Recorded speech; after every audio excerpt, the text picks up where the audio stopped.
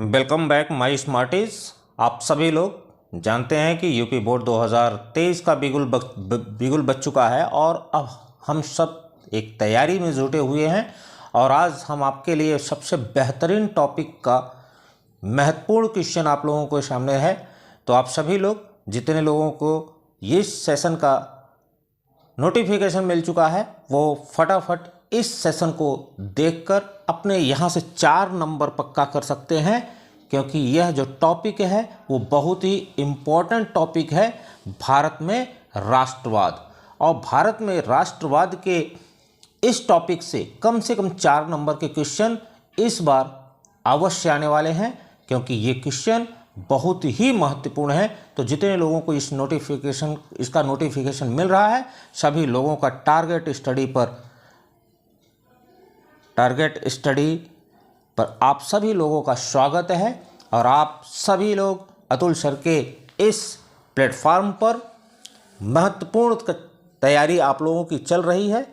तो सभी लोगों का हमारे इस प्लेटफॉर्म पर बहुत बहुत स्वागत है। जितने लोग भी आज के इस सेशन में नए बनने वाले हैं, नए विजिटर हैं, तो निश्चित तौर पे इस महत्वपूर्ण वीडियो को शुरू से लेकर अंत तक जरूर देखें, क्योंकि इस वीडियो के अंत में क्वेश्चन ऑफ द डे भी आने वाला है।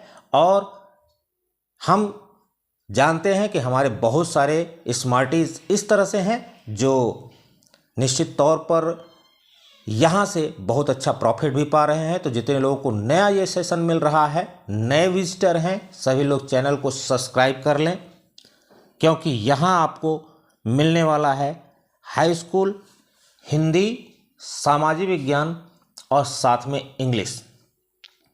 सेशन में लास्ट तक बने रहें और सेशन को लाइक करना कतई न भूलें। लाइक करने के पश्चात आप सभी लोग एक शेयर जरूर करें, क्योंकि आपके यह शेयर करने की एनर्जी ही हमको एनर्जी देती है, जिससे कि हम आपको महत्वपूर्ण प्रश्नों की श्रृंखला देते हैं। तो अब ज़्यादा डिले न करते हुए हम सीधे आपको महत्वपूर्ण प्रश्नों की श्रृंखला की ओर लेके चलते हैं। और इस टॉपिक का जो पहला जो क्वेश्चन है वो है, महात्मा गांधी अफ्रीका से भारत कब लौटे। आपका ऑप्शन है 1915, 1916, 1918, 1920। तो बहुत ही महत्वपूर्ण क्वेश्चन है, महात्मा गांधी अफ्रीका से भारत कब लौटे। तो ध्यान आपको रखना है, महात्मा गांधी सन 1915 में अफ्रीका से भारत लौटे थे। आपका option A is the right answer.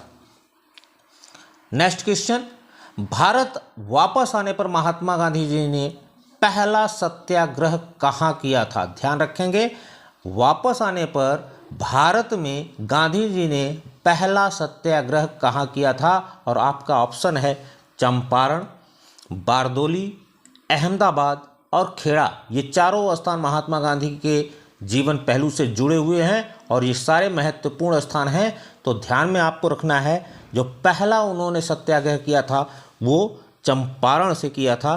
तो यहाँ भी आपका option A is the right answer.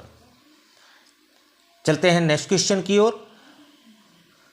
Next question आपका है, चंपारण सत्याग्रह में महत्वपूर्ण भूमिका किसने निभाई थी। तो ध्यान रखेंगे, चंपारण सत्याग्रह में महत्वपूर्ण भूमिका किसने निभाई थी।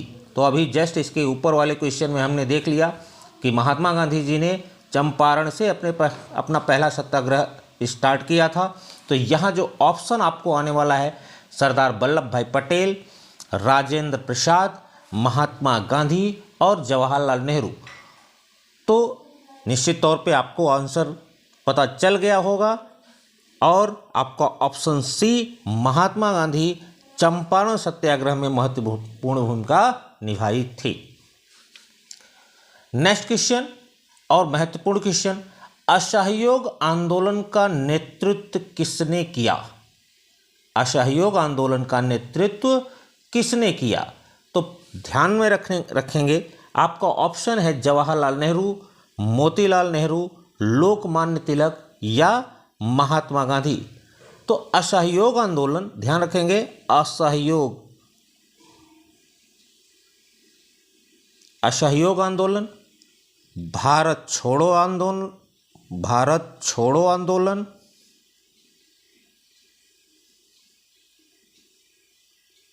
और सविनय अवज्ञा आंदोलन, सविनय अवज्ञा आंदोलन। यह तीनों आंदोलन महात्मा गांधी से जुड़े रहे। तो ये तीनों आंदोलन आप दिमाग में रखेंगे, चाहे वह असहयोग पूछ लिया जाए, भारत छोड़ो पूछ लिया जाए, या सविनय अवज्ञा आंदोलन पूछ लिया जाए, ये तीनों आंदोलन का नेतृत्व महात्मा गांधी ने किया था। D for Denmark is the right answer. Next आपका क्वेश्चन है, असहयोग आंदोलन का मुख्य कारण क्या था? असहयोग आंदोलन स्टार्ट हुआ था, महात्मा गांधी ने उसका नेतृत्व किया था, तो इस आंदोलन का मुख्य कारण क्या था? आपका ऑप्शन है रॉलेट एक्ट, प्रथम विश्व युद्ध, खिलाफत आंदोलन, या चौरी चौरा की घटना। तो आपको ध्यान में रखना है, सन 1919 में रॉलेट एक्ट को 1919 में रॉलेट एक्ट का विरोध किया था महात्मा गांधी जी ने, और इसी रॉलेट एक्ट के कारण महात्मा गांधी जी ने असहयोग आंदोलन शुरू किया था। तो मुख्य कारण असहयोग आंदोलन का क्या है? Rowlatt act. A for America is the right answer. Next question की ओर चलते हैं, और नेक्स्ट क्वेश्चन आपका यह भी इम्पोर्टेंट की कैटेगरी में आता है। ध्यान रखेंगे, सारे आपके ऑप्शन जितने आपके आ रहे हैं, क्वेश्चन आ रहे हैं, वो इम्पोर्टेंट की कैटेगरी में है। इसको नोट डाउन करिएगा, या कम से कम 2 बार आप वीडियो देखेंगे तो निश्चित तौर पे सारे आपको फैक्ट माइंड में सेट हो जाएंगे। नाइटहुड की उपाधि किसने वापस कर दी थी? नाइटहुड की उपाधि किसने वापस कर दी थी? ऑप्शन आपका है महात्मा गांधी ने, गोपाल कृष्ण गोखले ने, रविन्द्रनाथ टैगोर ने, या फिर लाला लाजपत राय ने। तो नाइटहुड की जो उपाधि थी वो मिली थी रविन्द्रनाथ टैगोर जी को, और रविन्द्रनाथ टैगोर के बारे में आपको सबसे ज़्यादा ज़रूरी यह जानकारी, एडिशनल जानकारी रखनी है कि ये प्रथम व्यक्ति थे, प्रथम भारतीय व्यक्ति, प्रथम भारतीय व्यक्ति थे जिसको नोबेल पुरस्कार, ध्यान रखेंगे, नोबेल पुरस्कार शिक्षा के क्षेत्र में, शिक्षा क्षेत्र मतलब साहित्य आप कह सकते हैं, साहित्य के क्षेत्र में इनको लिटरेचर के लिए सन 1912 में इनको नोबेल पुरस्कार मिला था। तो रविन्द्रनाथ टैगोर के बारे में एडिशनल आपको जानकारी ये रखनी है कि ये पहले भारतीय व्यक्ति हैं जिनको साहित्य में नोबेल पुरस्कार मिला है, और यही एक ऐसे व्यक्ति थे कि उस दौरान नाइटहुड की इन्होंने उपाधि वापस कर दी थी अंग्रेजी सरकार के खिलाफ। तो ऑप्शन आपका क्लियर हो गया होगा, सी इज द राइट आंसर। हम चलते हैं हम नेक्स्ट क्वेश्चन पर। नेक्स्ट क्वेश्चन है, साइमन कमीशन भारत कब पहुंचा? बहुत ही इंपॉर्टेंट क्वेश्चन है, इंपॉर्टेंट की कैटेगरी में इसको आप लगा लीजिएगा। 1923 में, 1928 में, 1929 में, या फिर 1930 में। तो साइमन कमीशन भारत वर्ष 1928, ध्यान रखेंगे, B is the right answer. Simon Commission Bharat कब आया था? सन 1928 में।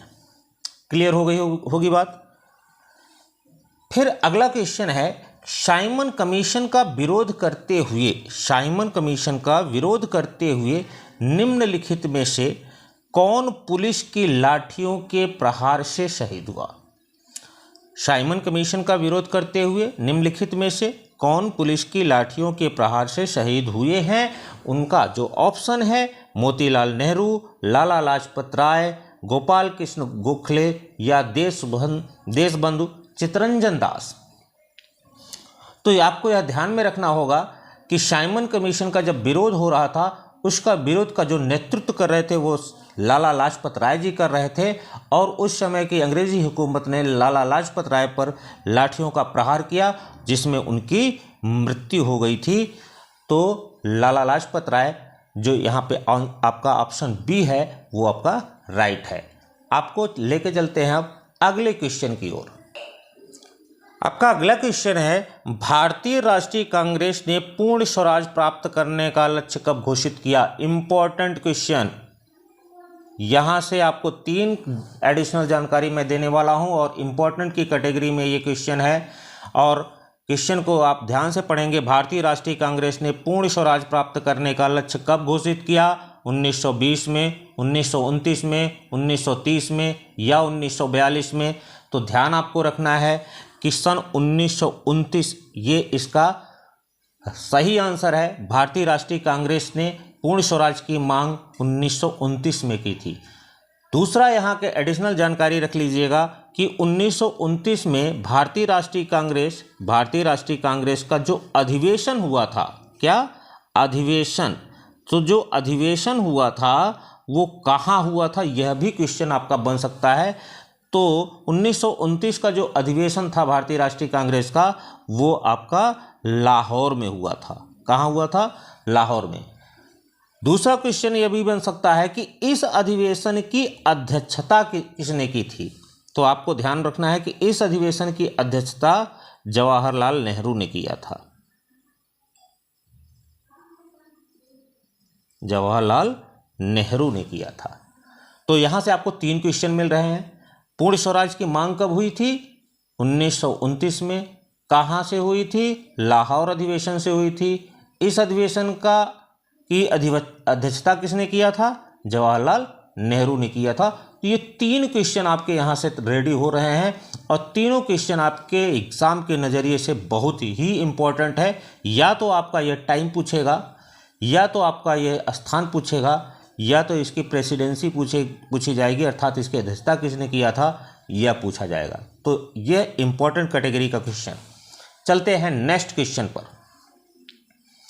नेक्स्ट क्वेश्चन है, गांधी जी ने नमक सत्याग्रह कहाँ प्रारंभ किया था?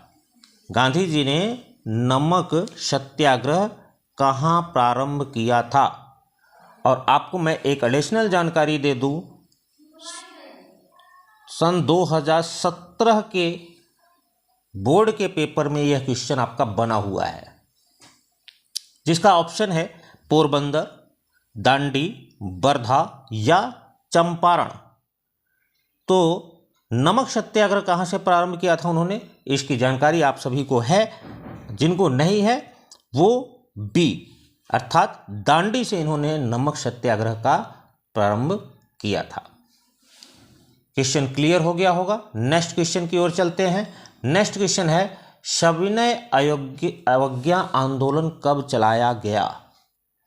तो सविनय अवज्ञा आंदोलन कब चलाया गया, यह भी आपके इम्पोर्टेंट कैटेगरी का क्वेश्चन है। आपका ऑप्शन है 1920, 1927, 1930 या 1935। तो सविनय अवज्ञा आंदोलन जो था वो सन 1930 में, अर्थात C for Chennai is the right answer. मैंने आपको इसके पहले क्वेश्चन में आपको बताया कि असहयोग आंदोलन, भारत छोड़ो आंदोलन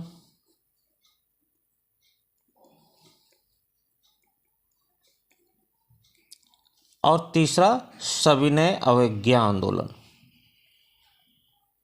ये 3 महत्वपूर्ण आंदोलन महात्मा गांधी से जुड़े थे। इनका टाइमिंग पूछ सकता है। पहला तो ध्यान रखेंगे कि ये तीनों आंदोलन का नेतृत्व महात्मा गांधी ने किया था। इनका टाइमिंग पूछा जा सकता है।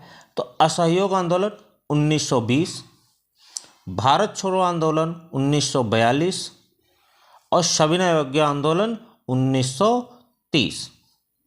तो 20, 30 और 42 ये आप क्रम याद रखिएगा। ये 3 आंदोलन से एक आंदोलन का क्वेश्चन जरूर से जरूर बन जाता है। तो ये तीनों एडिशनल जानकारी यहां इस क्वेश्चन से आपको क्लियर हो रही है। नेक्स्ट क्वेश्चन, गांधी जी ने दांडी यात्रा की थी। भैया दांडी यात्रा तो महात्मा गांधी जी ने किया था और उसके ऑप्शन जो हैं ये क्यों किया था?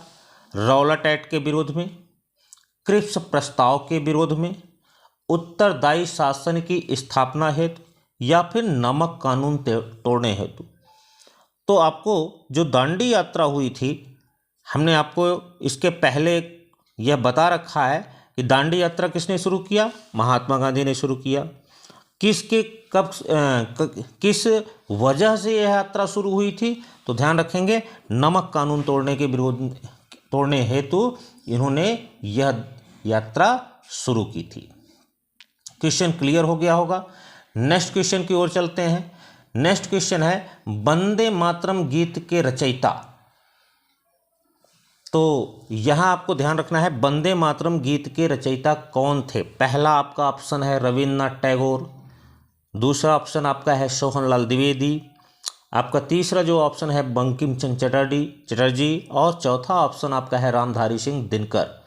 तो यहाँ आपको ध्यान रखना है कि वंदे मातरम जो है वो उसके रचयिता बंकिम चंद्र चटर्जी जी हैं। रविन्द्रनाथ टैगोर आपके राष्ट्रगान जन गण मन इसकी रचना की थी, और सोहनलाल द्विवेदी एक बहुत ही महत्वपूर्ण आपके हिंदी के कवि हैं, समाज सुधारक हैं, और इन्होंने बहुत सारी रचना किया था। इनकी सबसे प्रसिद्ध जो रचना थी वो थी भैरवी। ये महात्मा गांधी के अनुयायी थे और उनके विचारों से बहुत ही अधिक प्रभावित थे। तो यहाँ आपका एक साथ 3 क्वेश्चन आपको यहाँ भी मिल रहा है। वंदे मातरम गीत के रचयिता बंकिम चंद्र चटर्जी, रविन्द्रनाथ टैगोर किस लिए जाने जाते हैं? जनगण मन के लिए, अपना राष्ट्रगान है, और सोहनलाल द्विवेदी जी इनकी एक प्रसिद्ध रचना है भैरवी। और रामधारी सिंह दिनकर के बारे में तो आप अच्छी तरह जान ही रहे हैं। फिर नेक्स्ट क्वेश्चन आपका है करो या मरो का नारा किसका था? बहुत ही इंपॉर्टेंट की कैटेगरी में यह भी आप रख लीजिएगा। करो या मरो का नारा किसका था? सुभाष चंद्र बोस का, चंद्रशेखर आज़ाद का, भगत सिंह का, महात्मा गांधी का। चारों फिगर आपके लिए बहुत ही इम्पोर्टेंट हैं। तो करो या मरो का जो नारा दिया था, डू और डाई, तो ये जो नारा था ये दिया गया था महात्मा गांधी जी के द्वारा, और ये भी आपकी इम्पोर्टेंट कैटेगरी का क्वेश्चन है। नेक्स्ट क्वेश्चन की ओर चलते हैं। स्वराज पार्टी का गठन किसने किया था? स्वराज पार्टी का गठन किसने किया था? तो आप ध्यान रखेंगे, स्वराज पार्टी का गठन जो था वो CR दास और मोतीलाल नेहरू, 2 शख्सियत ने मिलकर इस स्वराज पार्टी की स्थापना की थी या गठन किया था। तो स्वराज पार्टी का जो गठन हुआ था या स्थापना हुई थी किसके द्वारा हुई थी? CR दास और मोतीलाल नेहरू ने किया था। नेक्स्ट आपका बहुत ही इम्पोर्टेंट क्वेश्चन है, और इस इम्पोर्टेंट क्वेश्चन को आप कतई इग्नोर मत करिएगा, क्योंकि ये वेरी वेरी इम्पोर्टेंट की कैटेगरी में आप इसको रख लीजिएगा। Very very important. पूना समझौता क्या था? तो ध्यान रखेंगे पूना समझौता के बारे में। तो इसका जो उत्तर होगा, दलितों के लिए अलग निर्वाचन क्षेत्रों की मांग के कारण महात्मा गांधी और डॉक्टर अंबेडकर के मध्य मतभेद हुआ। किसके बीच मतभेद हुआ? डॉक्टर अंबेडकर के, अपने संविधान निर्माता, और महात्मा गांधी के विचारों में मतभेद हुआ। डॉक्टर अंबेडकर जी ने दलितों के लिए एक अलग निर्वाचन क्षेत्र की मांग कर रहे थे और महात्मा गांधी ऐसा नहीं चाहते थे, इसलिए इन दोनों के बीच में कुछ विचारों को लेकर मतभेद हो गया। बाद में सन 1931 में, कब? 1931 में पूना समझौता हुआ। किसके किसके बीच में? डॉक्टर अंबेडकर और महात्मा गांधी के बीच में पूना समझौता हुआ, और इसी समझौते के माध्यम से डॉक्टर अंबेडकर ने महात्मा गांधी के विचारों को मानते हुए एक उनकी सहमति बन गई, और यही समझौता जो था वो पूना समझौता कहा गया। तो पूना समझौता क्या है, एक बार पुनः समझ लें, इंपॉर्टेंट कैटेगरी का क्वेश्चन है। डॉक्टर अंबेडकर जी ने दलितों के लिए अलग निर्वाचन क्षेत्र की मांग किया था, और इसी मांग के कारण डॉक्टर अंबेडकर जी और महात्मा गांधी के बीच में विचारों को लेकर मतभेद हुआ। बाद में दोनों शख्सियत सन 1931 में पूना समझौता किया, अर्थात पूना शहर में बैठ के दोनों लोगों ने एक समझौता किया और उस समझौते को ही पूना समझौता कहा जाता है। और यह समझौता कब हुआ था? सन 1931 में। क्लियर हो गई होगी बात। तो ये आपके सबसे महत्वपूर्ण प्रश्नों की श्रृंखला है। अब आज का क्वेश्चन ऑफ द डे, जिसके लिए आप एकदम एक्टिव हो जाएं, और आज यह क्वेश्चन का आंसर जो सबसे पहले देगा वो अगले सेशन में, सामाजिक विज्ञान के जो सेशन में, उसका नाम सबसे पहले लिया जाएगा। और क्वेश्चन क्या है? सन 1930 के कांग्रेस के हरिपुरा अधिवेशन में, ध्यान रखेंगे, कांग्रेस का अधिवेशन था, कहाँ का था? हरिपुरा का था। उस अधिवेशन की अध्यक्षता किसने की थी? पहला तो ध्यान रखेंगे, हरिपुरा अधिवेशन कांग्रेस का था, कब हुआ था? 1930 में यह हुआ था। और इसकी अध्यक्षता किसने की थी, ये आपको वीडियो के कमेंट में सबसे पहले जो देगा उसका नाम अगले वीडियो में सबसे पहले स्मार्टीज के रूप में लिया जाएगा। और आप जितने लोग भी इस सेशन को शुरू से लेकर अंत तक देखे हैं और उनको क्वेश्चन समझ में आया है, तो सेशन को लाइक करना बिल्कुल नहीं भूलेंगे। साथ में चैनल को सब्सक्राइब कर लें, क्योंकि महत्वपूर्ण प्रश्नों की जो श्रृंखला है, चाहे वो हिंदी की हो, चाहे अंग्रेजी की हो, चाहे आपका सामाजिक विषय का हो, आपको दिया जाएगा। तो सब्सक्राइब करके चैनल को रखेंगे तो नोटिफिकेशन आपको सबसे पहले मिलेगा। आप हमारे साथ में बने रहे। आप सभी का बहुत बहुत धन्यवाद। लाइक, शेयर और सब्सक्राइब करना न भूलें। धन्यवाद।